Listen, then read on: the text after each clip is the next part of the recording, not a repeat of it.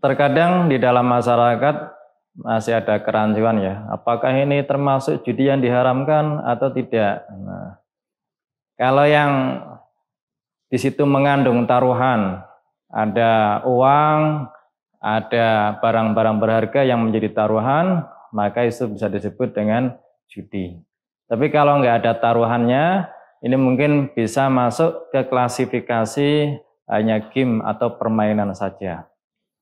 Nah, sehingga kalau yang hanya permainan saja, ya seperti umpamanya kita bermain olahraga, bermain catur, bermain mainan yang lainnya, itu maka masih diperbolehkan.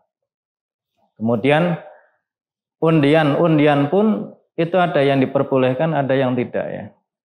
Kalau Rasulullah SAW dulu ketika mau mengajak salah satu istrinya untuk bepergian jauh, maka beliau supaya lebih adil itu dengan cara diundi. Nanti namanya siapa yang keluar, maka itulah yang diajak oleh Rasulullah SAW untuk bepergian bersama. Kemudian juga ada namanya dalam istilah fikih muamalah namanya ju'alah ya. Ju'alah ini sayembara.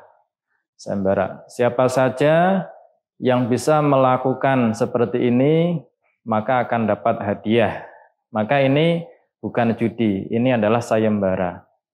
Seperti kalau di dalam perusahaan ada promosi ya, siapa yang bisa bekerja dengan kriteria seperti ini, maka akan mendapatkan hadiah umroh atau hadiah ke luar negeri atau hadiah mendapatkan emas dan sebagainya.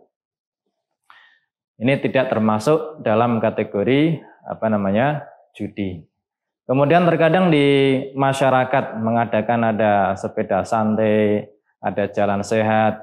Ini bisa masuk ke ranah judi. Kalau di situ dimintain daftar pakai uang ya. Entah itu 10.000 sampai 20.000 atau 50.000, kemudian hadiahnya diambilkan dari situ. Maka ini bisa termasuk dalam kategori maisir. Tapi kalau hadiahnya ini dari sponsor, maka di situ tidak ada yang merasa dirugikan. Karena yang namanya judi ini kenapa dilarang? Itu adalah karena memakan hak ataupun harta dari orang lain dengan cara mengambil itu tidak ada transaksi entah itu jual beli atau apanya. Kemudian ada yang mengatakan, nah kalau yang kalah diambil uangnya atau diambil barangnya ini sudah ridho bagaimana? Mungkin bisa dikatakan pada saat itu ridho. Tapi saya yakin di dalam hati kecilnya bahwa yang diambil haknya ini pasti tidak akan ridho. Ya. Di dalam perjudian ini ada orang berhadapan-hadapan, ini kelihatannya berteman, kelihatannya mereka sedang berbahagia, senyum-senyum dan sebagainya. Tapi padahal nyatanya di dalam hatinya timbul bagaimana caranya saya mengalahkan dia, bisa mengambil barang ataupun harta yang ditaruhkan di situ. Nah inilah yang menjadi ilat daripada diharamkannya perjudian. Ya.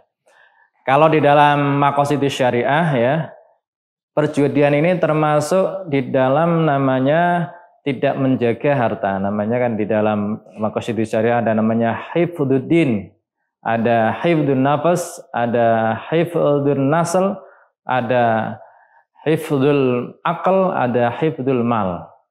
Nah, posisinya di mana ini? Perjudian ini ya. Perjudian ini posisinya adalah merusak harta benda. Merusak harta benda namanya hifdzul mal ini tercederai ya.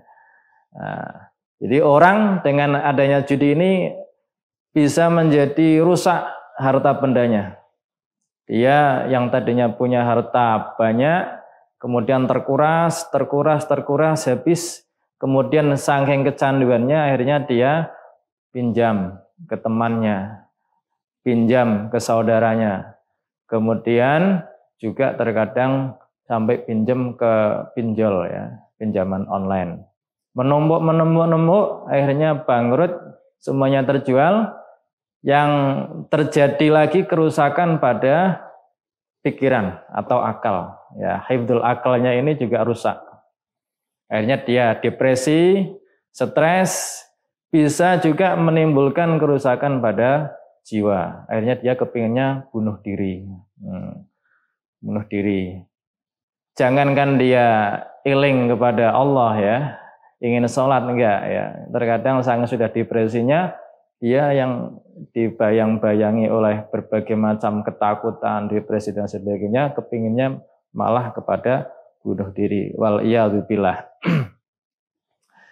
Nah, oleh karena itu di dalam judi online ini, bagaimana caranya agar masyarakat ini tidak terjerumus lagi?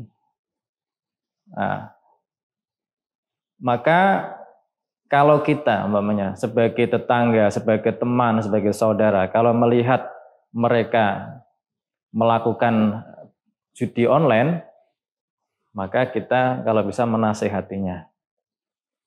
Kita menasehatinya, kalau sampai kepada hal-hal yang kiranya bisa membahayakan orang lain juga, kita segera lapor kepada yang berwajib ya.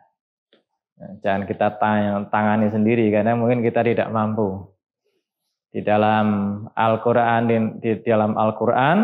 itu kita diwajibkan untuk amar ma'ruf wan nahyu anil munkar ya. Wal takum minkum ummatu yad'una ilal khair wa ya'muruna bil ma'ruf wa yanhauna 'anil munkar.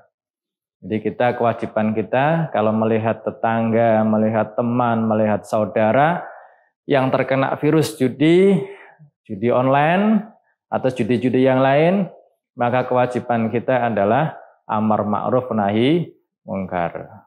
Yaitu kita menyuruh untuk berhenti, menjauhkan dia dari hal-hal itu, kita ajak kepada hal-hal yang positif. Kita bisa ajak traveling, mendingan traveling, atau kita ajak olahraga, kita ajak makan-makan, atau kita ajak ke hal-hal positif ya, berkunjung atau hadir di majelis ilmu dan lain sebagainya. Itulah ya sikap kita sebagai entah itu terpelajar atau sebagai punya solidaritas sosial kepada tetangga kita atau sebagai teman dan sebagainya.